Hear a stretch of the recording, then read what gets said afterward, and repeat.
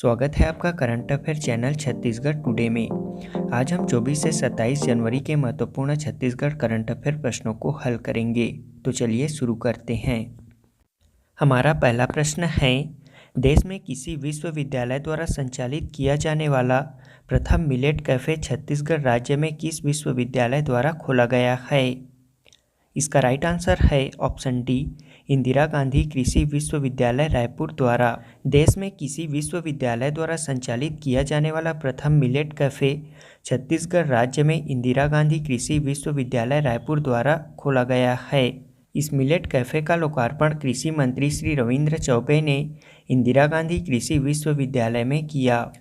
इस millet cafe में कोदो कुटकी, रागी तथा अन्य लघु धान्य फसलों से निर्मित विविध व्यंजन इडली, डोसा, पोहा, उपमा, भजिया, खीर, हलवा, माल्ट कुकीज़ के साथ ही इनसे निर्मित छत्तीसगढ़ के पारंपरिक व्यंजन टेटरी, खुरमी, अरसा, चकोली, सेवई, पीढ़िया आदि आम जनता के लिए उपलब्ध रहेंगे। बता दें कि लघु धान्य फसलों की पोषकता तथा स्वास्थ्यप्रद मूल्यों को दृष्टिगत रखते हुए संयुक्त राष्ट्र संघ द्वारा इसके उपयोग को बढ़ावा देने के लिए वर्ष 2023 को मिलेट वर्ष घोषित किया गया है।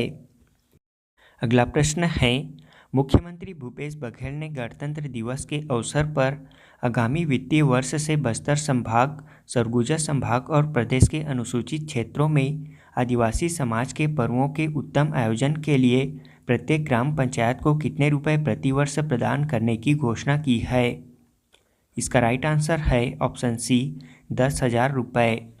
वर्ष 2023 गणतंत्र दिवस के अवसर पर मुख्यमंत्री भूपेश बघेल ने आगामी वित्तीय वर्ष से बस्तर संभाग, सरगुजा संभाग और प्रदेश के अनुसूचित क्षेत्रों में आदिवासी समाज के पर्वों के उत्तम आयोजन के लिए प्रत्येक ग्राम पंचायत को 10,000 रुपये प्रति वर्ष देने की घोषणा की है। अगला प्रश्न है, हाल ही में किस राज्य सरकार ने राज्य नवाचार आयोग गठन करने की घोषणा की है? इसका राइट आंसर है ऑप्शन सी, छत्तीसगढ़ राज्य ने। छत्तीसगढ़ राज्य की संस्कृति और विरासत को सहेजने और संजोने के बाद छत्तीसगढ़ को प्रगति पथ पर अनवरत आगे बढ़ाने के लिए राज्य में छत्तीसगढ़ नवाचार आयोग का गठन किया जाएगा। इसकी घोषणा मुख्यमंत्री भूपेश बघेल ने गणतंत्र दिवस के अवसर पर की। अगला प्रश्न है, छत्तीसगढ़ के किस स्थान में एरो सिटी विकसित की जाएगी? इसका राइट आंसर है ऑप्शन बी, नया रायपुर में। प्रदेश के रायपुर एयरपोर्ट में यात्री सुविधाओं को बढ़ावा देने, एयरपोर्ट क्षेत्र में वाणिज्य विकास और रोजगार सृजन के लिए स्वामी विवेकानंद विमानतल के पास एरो सिटी विकसित की जाएगी।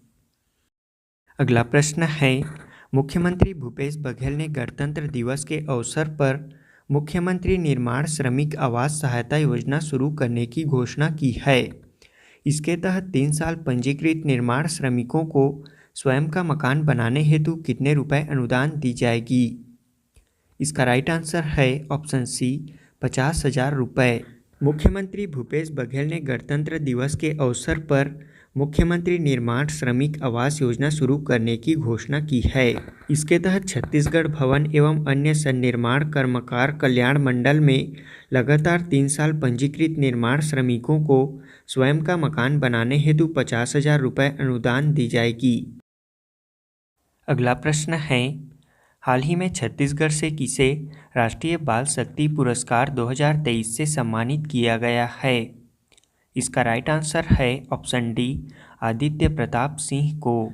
राजधानी रायपुर के निवासी आदित्य प्रताप सिंह को राष्ट्रीय बाल शक्ति पुरस्कार से सम्मानित किया गया है। बता दें कि आदित्य को इनोवेशन के लिए यह पुरस्कार दिया गया है। आदित्य ने माइक्रोमा नामक उपकरण तैयार किया है जो कि पानी से बैक्टीरिया, माइक्रोकास्टिक डिटेक्ट और फिल्टर कर सकता है।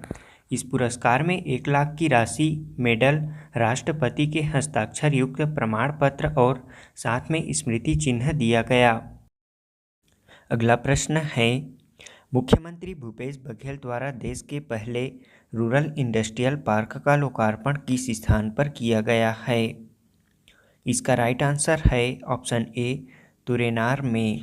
मुख्यमंत्री श्री भूपेश बघेल ने गणतंत्र दिवस के अवसर पर बस्तर जिले के तुरेनार में देश के पहले रूरल इंडस्ट्रियल पार्क का लोकार्पण किया। ग्रामीणों के स्वरोजगार के लिए यहां 5 एकड़ में 20 वर्किंग सेट्स बनाए गए हैं, जिसमें 18 सेट्स में विभिन्न योजनाओं के अंतर्गत अभी 337 लोग कार्य कर रहे हैं।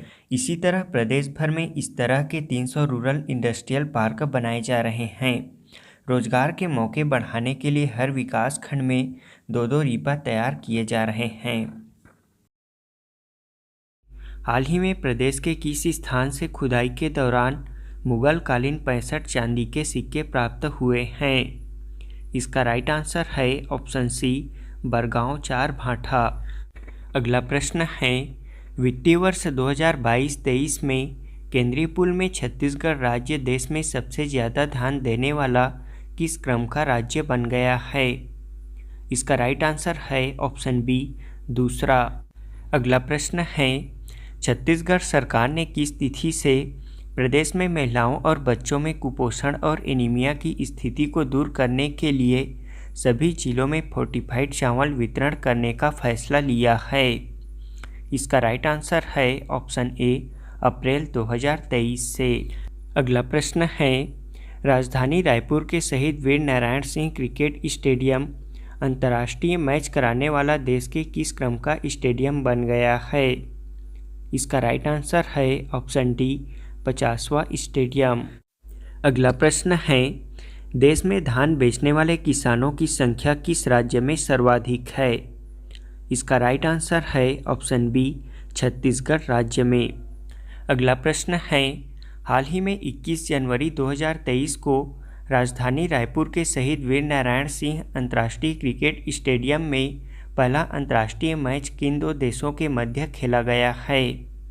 इसका राइट आंसर है ऑप्शन डी, भारत और न्यूजीलैंड के मध्य। अब हम पिछले क्विज का आंसर जान लेते हैं। पहला प्रश्न है, अप्रैल 2022 में कुष्ठ पोषण योजना के पायलट प्रोजेक्ट में महासमुंद जिले के बाद और किस जिले को शामिल किया गया है? इसका राइट आंसर है ऑप्शन बी, बलौदाबाजार भाटापारा जिला को। अप्रैल 2022 में कुष्ठ पोषण के पायलट प्रोजेक्ट में महासमुंद जिले के बाद अब बलौदाबाजार भाटापारा जिले को भी शामिल किया गया है।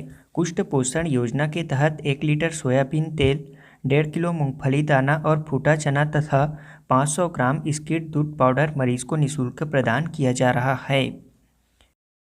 अगला प्रश्न है, राष्ट्रीय जनजाति साहित्य महोत्सव का आयोजन कहाँ आयोजित किया गया था? इसका राइट आंसर है ऑप्शन बी, राजधानी रायपुर में। राष्ट्रीय जनजातीय साहित्य महोत्सव 2022 का आयोजन राजधानी रायपुर के पंडित दीनदयाल उपाध्याय ऑडिटोरियम में आयोजित किया गया था। यह कार्यक्रम 19 अप्रैल से 21 अप्रैल तक हुआ, जिसका उद्घाटन मुख्यमंत्री भूपेश बघेल और समापन राज्यपाल अनुसुईया उइके द्वारा किया गया और यह आयोजन आदिम जाति अनुसंधान एवं प्रशिक्षण संस्थान द्वारा किया गया था। अगला प्रश्न है, आज़ादी का अमृत महोत्सव के तहत दिल्ली में आयोजित सम्मेलन में छत्तीसगढ़ सरकार की तरफ से प्रतिनिधि के रूप में कौन शामिल हुए थे? इसका राइट आंसर है ऑप्शन सी, अमरजीत भगत। दिल्ली में आयोजित आज़ादी का अमृत महोत्सव सम्मेलन में खाद्य और संस्कृति मंत्री अमरजीत भगत छत्तीसगढ़ सरकार की तरफ से प्रतिनिधि के रूप में शामिल हुए थे। यह सम्मेलन केंद्रीय संस्कृति मंत्रालय द्वारा आयोजित किया गया था, जिसका उद्घाटन केंद्रीय गृह मंत्री अमित शाह द्वारा किया गया था। इसका उद्देश्य आज़ादी का अमृत महोत्सव अभियान में राज्यों और केंद्र शासित प्रदेशों की महत्वपूर्ण भागीदारी सुनिश्चित करना है। इसके माध्यम से राज्यों और केंद्र शासित प्रदेशों द्वारा आयोजित विभिन्न गतिविधियों पर ध्यान केंद्रित किया जा रहा है। अगला प्रश्न है, 80वें स्कॉच शिखर सम्मेलन 2022 में छत्तीसगढ़ में कार्यरत किस कंपनी को 2 विभिन्न श्रेणियों में गोल्ड और सिल्वर अवार्ड से सम्मानित किया गया है? इसका राइट आंसर है ऑप्शन डी, NMDC को। छत्तीसगढ़ में कार्यरत राष्ट्रीय खनिज विकास निगम NMDC को 80वें स्कॉच शिखर सम्मेलन 2022 में 2 विभिन्न श्रेणियों में गोल्ड और सिल्वर अवार्ड से सम्मानित किया गया है। इसमें NMDC को सामाजिक उत्तरदायित्व की श्रेणी में gold award, NMDC ITI Bhansi के माध्यम से दंतेवाड़ा जिले में तकनीकी शिक्षा एवं कौशल विकास को प्रोत्साहित करने पर दिया गया है। वहीं सिल्वर अवार्ड ईआरपी कार्यान्वयन के लिए परियोजना कल्पतरू के लिए डिजिटल समावेशन की श्रेणी में दिया गया है। अगला प्रश्न है, भारत सरकार द्वारा आयोजित कार्यक्रम 21 दिवस टीबी मुक्त भारत अभियान के अंतर्गत राष्ट्रीय स्तर पर 5 करोड़ से कम आबादी वाले राज्यों में किस राज्य को प्रथम पुरस्कार से सम्मानित किया गया है? इसका राइट आंसर है ऑप्शन सी, छत्तीसगढ़ राज्य को। टीबी मुक्त अभियान में छत्तीसगढ़ को पहले पुरस्कार से सम्मानित किया गया है। राष्ट्रीय स्तर पर छत्तीसगढ़ राज्य को 5 करोड़ से कम आबादी वाले राज्यों में प्रथम पुरस्कार मिला है।